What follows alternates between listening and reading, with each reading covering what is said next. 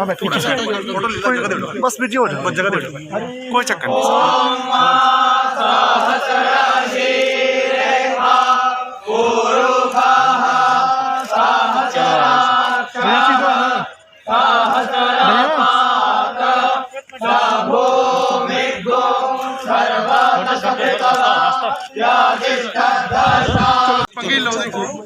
दो बंदा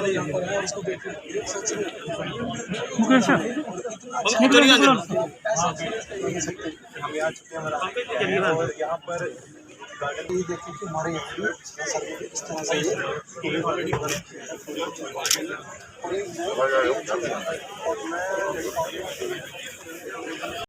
सर थोड़ा पीछे सामने भी करन दियो।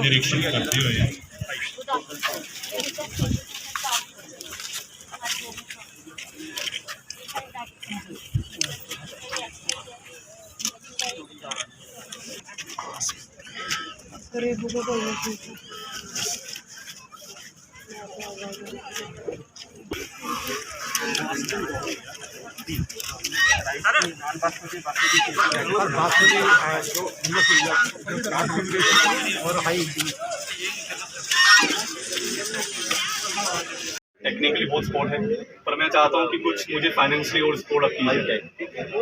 मैंने कहा था साहब को हम आएंगे वहाँ पे। कि सर का कॉन्टीन्यूसली मेरे को अपडेट रहता है, सुनीता सर का मुझे कॉन्टीन्यूसली अपडेट रहता है। सर से मेरी मीटिंग हुई थी परसों, तो डिपार्टमेंट ये सर हैं कॉन्टीन्यूसली अपडेट करते रहते हैं। ठीक है, ये थोड़ा पीछे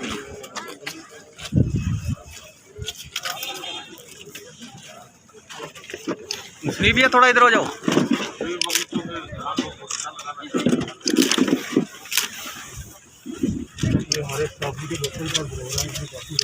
नहीं यार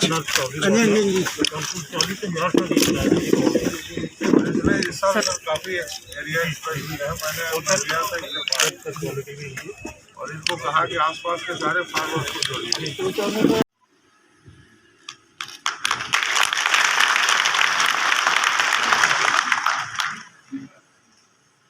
मैं पुनः हमारे तिरुपति मोदी जी से अनुरोध करूंगा कि मैडम हीना भट्ट जी अध्यक्ष खादी ग्रामोद्योग बोर्ड जम्मू कश्मीर से हैं, उनका भी समिति टीम देकर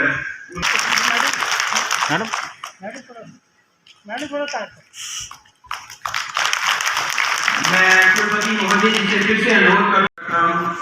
हमारे मुख्य अतिथि आदरणीय श्री मनोहर सिन्हा जी, माननीय उपराज्यपाल जम्मू व कश्मीर तथा कुलाधिपति स्कास्ट जम्मू द्वारा आज 5 दिवसीय श्री नवीन चौधरी जी आईएएस प्रमुख सचिव कृषि उत्पादन विभाग जम्मू व कश्मीर, श्री राजेंद्र कुमार आईएएस सचिव UT of Ladakh, Shri Shyam Bihari ji progressive farmer, इस विश्वविद्यालय के कुलपति सम्मान निधि के नाते हस्तांतरित किए हैं। इसका एक बड़ा फायदा छोटे और मझोले किसानों को मिल रहा है जो वर्षों से अपने को उपेक्षित महसूस करते थे। प्रधानमंत्री जी के दिशा निर्देश में जम्मू कश्मीर दिखने लगा और जैसा डॉक्टर जेपी शर्मा साहब ने कहा, फार्म इनकम के मामले में प्रति किसान जम्मू कश्मीर में कृषि तथा हॉर्टिकल्चर को आधुनिक और सशक्त बनाने के लिए अनेक कदम उठाए गए हैं और अपने किसान भाइयों के लिए बेहतर किस्म के बीज से लेकर मार्केट तक की व्यवस्था को मजबूत बनाने की कोशिश की गई।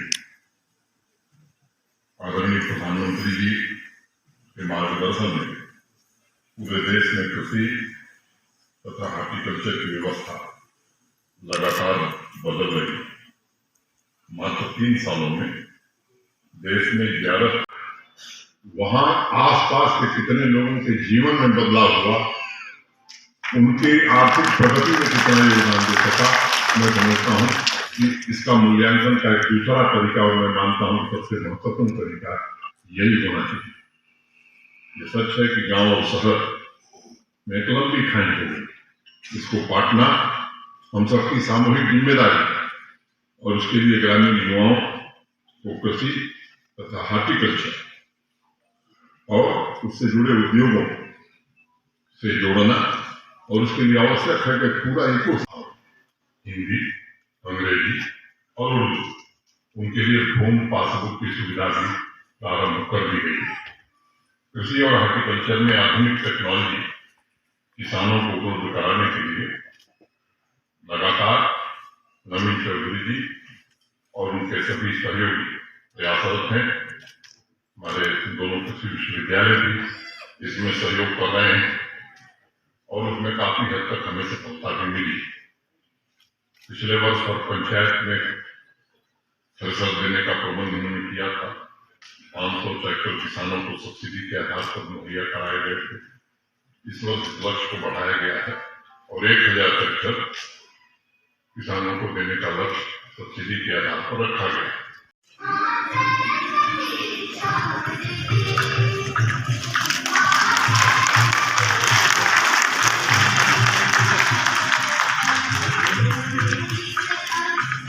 Gini na umur awal.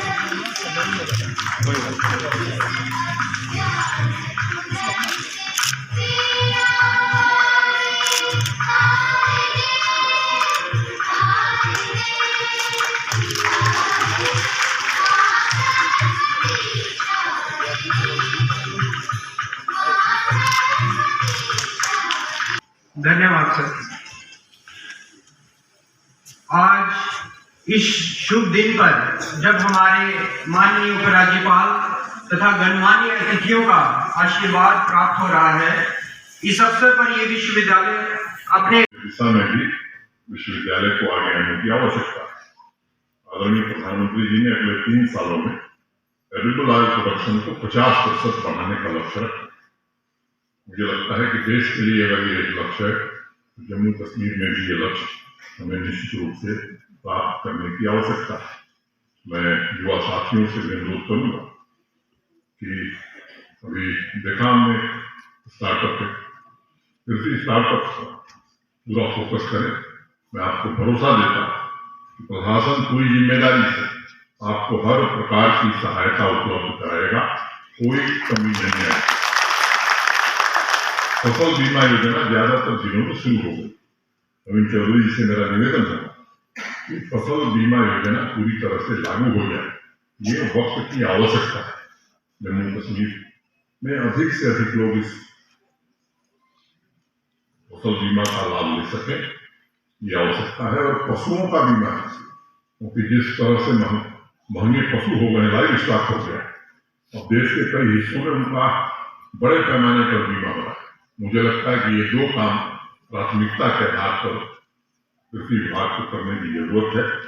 4 ही वर्ष में कहूँगा 5500 हेक्टेयर भूमि को हाई डेंसिटी प्लांटेशन में तब्दील करने का लक्ष्य रखा गया।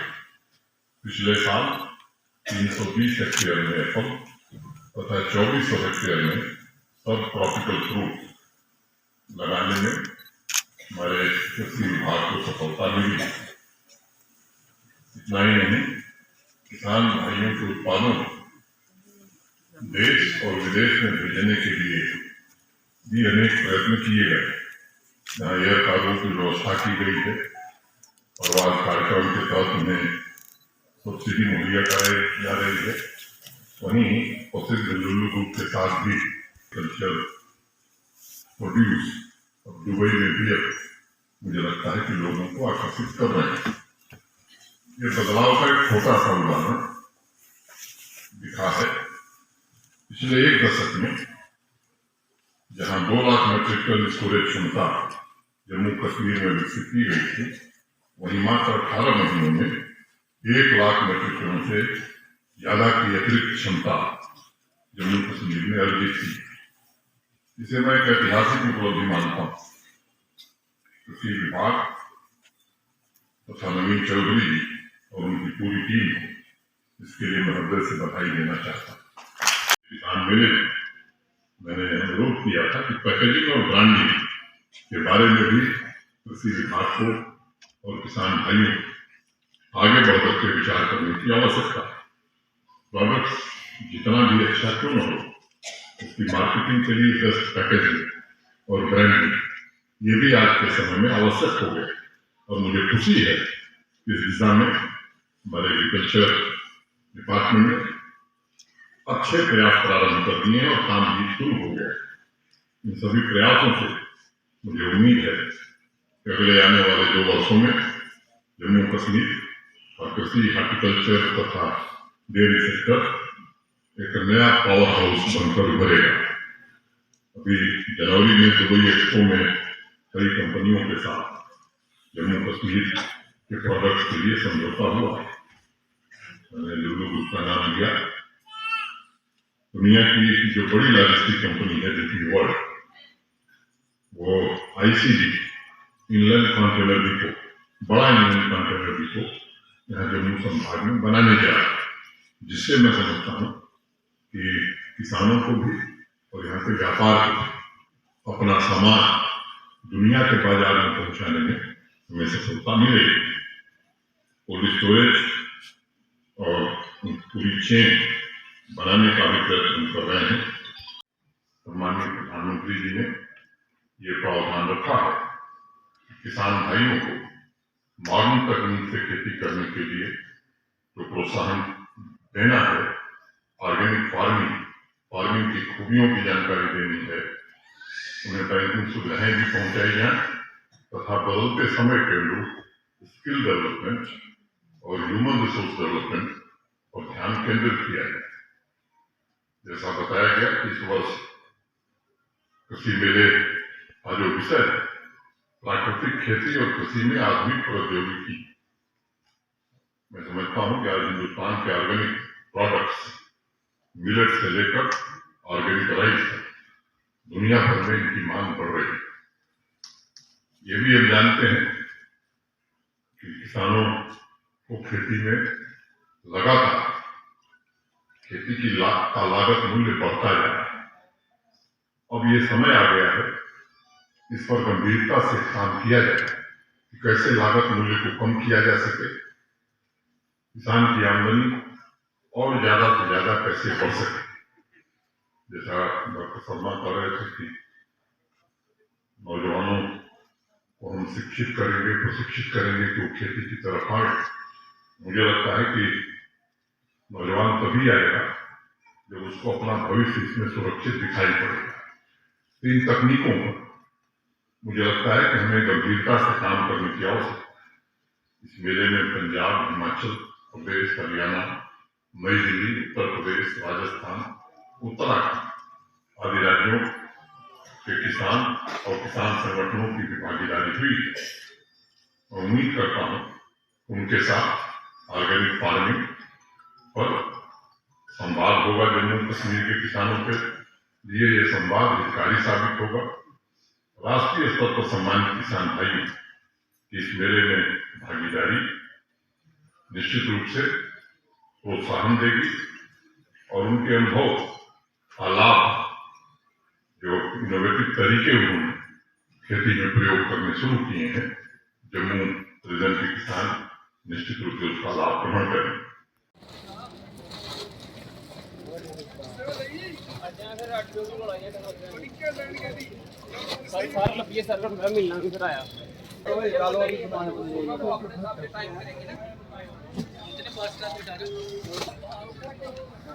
रमा तो पहन के ही आ रही थी, पहन के बैठ पता नहीं।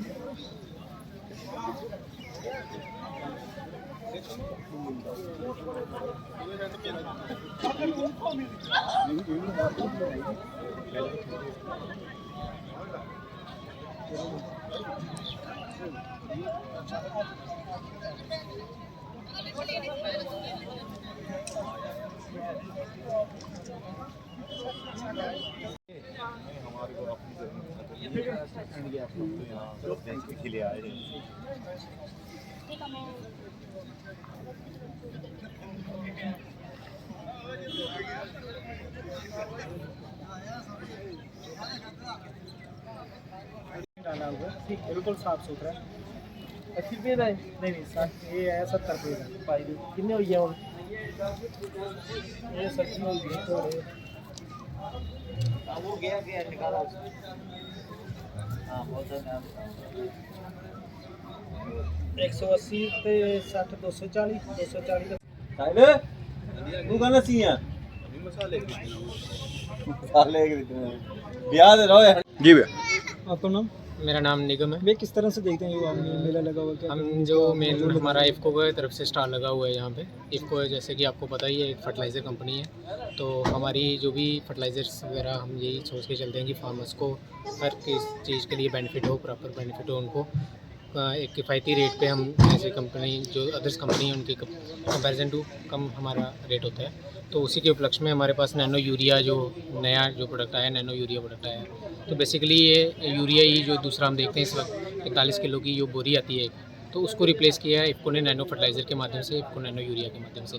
तो इसका फ़ायदा जो किसान भाइयों को ये मिलेगा कि जैसे कि आप जो दूसरा यूरिया देखते हैं इन कंपैरिजन टू उसके इसकी एफिशिएंसी जो है वो बहुत ज़्यादा है। आप देखते हो कि उस यूरिया में हम जब डालते हैं तो उसके जो न्यूट्रिएंट लॉस हैं इन कंपैरिजन टू अदर जो प्लांट है वो अराउंड सिर्फ 20 to 30% जो यूरिया वो ले पाता है, मगर जो नैनो यूरिया इसकी एफिशिएंसी अराउंड 80 to 85% है, जो कि प्लांट्स प्रॉपर तरीके से लेगा एक और बेनिफिट होगा। उसकी क्रॉप प्रोडक्टिविटी है जो वो भी बढ़ेगी, और जो उसका ट्रांसपोर्टेशन कास्ट है, क्योंकि आप भी देखते हो कि दूसरा अगर फर्टिलाइज़र 45 किलो की बोरी भी अगर कहीं लेनी पड़े तो उसमें भी उसको ट्रांसपोर्टेशन कास्ट पड़ती है, मगर ये इफ़को का नया जो प्रोडक्ट है इसको आप हैंडल ईजिली कर सकते हैं। तो ये एक मतलब कि एक बेनिफिट, एक सस्टेनेबल इन्वायरमेंट की तरफ हमारी एक अप्रोच है। लगभग कितनी कॉस्ट है इसकी सर कास्ट जो है 240 ml की 240 इसकी कास्ट है, और ये 500 ml में उपलब्ध है। तो इसकी जो हम डोसेज है 2 to 4 ml पर लीटर ऑफ वाटर में हम स्प्रे करने की रिकमेंड करते हैं। तो इसकी मेनली 2 स्प्रेज होती हैं। जब crop initially 30 to 35 days after germination हो जाती है उस वक्त पहले इसकी स्प्रे होती है, और उसके अराउंड 20 डेज़ बाद सेकंड स्प्रे होती है। तो इन कंपैरिजन टू हम देखें कि इन्वायरमेंटल पोल्यूशंस वगैरह जो भी क्रिएट हो रहा है दूसरा यूरिया से, तो उसको ये कम करने की एक बहुत मतलब कि अप्रोच है। ठीक है, थैंक यू। मैम आपका नाम? मेरा नाम शगुन गुप्ता। मैम ये कौन सा प्रोडक्ट है आपका? किस ये तरह basically- एलजी ने इनाग्रेशन भी किया है, उन्होंने दौरा किया यहाँ पे हाँ, किस ये तरह बेसिकली ये हैंडमेड क्ले की चेन्स है, कस्टमाइज्ड की चेन्स है। ये जैसे डोनट है, ये डोनट है, और ये पिज़्ज़ा है, और हमने बहुत सारी चीज़ें रखी है जैसे हैंडमेड वॉल हैंगिंग्स है, और उसके बाद हैंडमेड सोप्स भी हैं, बट अभी वो मोस्टली सेल हो चुके हैं। और ये भी वॉल हैंगिंग्स है हमारे पास, जैसे कि ये है। तो ये सब चीज़ें रखी हैं हमने। लगभग कितनी कॉस्ट है? लगभग ये जो सोप्स हैं वो हमारे 45 to 110 तक जा रहे हैं, और ये जो कीचेन्स हैं ये भी हमारी 60 to 90 के बीच में है कीचेन्स। ठीक है। जी, मेरा नाम रजत सलगोत्रा है, और हमारा एक स्टार्टअप है जिसमें हमने काऊ डंग से डिफरेंट प्रोडक्ट्स बनाए हैं। अब हमने इसमें देसी गाय का गोबर यूज़ किया है। देसी गाय क्यों? क्योंकि हमारी जो देसी गाय है वो दूध कम देती है, जिसकी वजह से उसे रोड पे छोड़ दिया जाता है। तो हम उस गोबर की वैल्यू बना रहे हैं कि लोग उन्हें घर पर रखें और उनसे एक एम्प्लॉयमेंट जनरेशन का भी तरीका बने। हमने जो डिफरेंट प्रोडक्ट्स बनाए हैं ये मैं बताना चाहता हूँ मेरे सामने।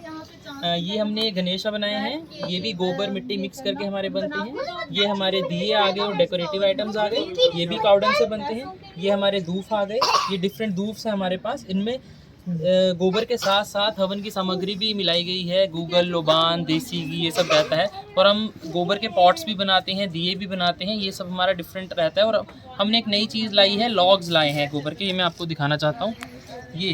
ये गोबर का लॉग है, जहाँ जहाँ लकड़ी इस्तेमाल होती है वहाँ वहाँ आप इस लॉग को यूज़ कर सकते हैं। ये जैसे क्रीमेशन ग्राउंड पे यूज़ हो जाता है, बर्निंग के लिए, खाना बनाने के लिए इस्तेमाल हो जाता है, और कहीं भी आप इसे यूज़ कर सकते हैं जहाँ जहाँ लकड़ी यूज़ होती है। कितनी देर हीट रहती है इसकी? इसकी हीट काफ़ी, देखिए जहाँ पे ज़्यादा आपको बर्निंग चाहिए वहाँ पे आप इससे नहीं इस्तेमाल कर सकते, जहाँ नॉर्मल चाहिए आप वहाँ इस्तेमाल कर सकते हैं इससे। ये हमारे डिफरेंट प्रोडक्ट्स हैं जिससे मैं ये कहना चाहता हूँ कि लोग इससे भी अपनी एक जॉब अपॉर्चुनिटीज़ बना सकते हैं, और एक जो समाज है वेस्ट मैनेजमेंट का तरीका है। Thank you.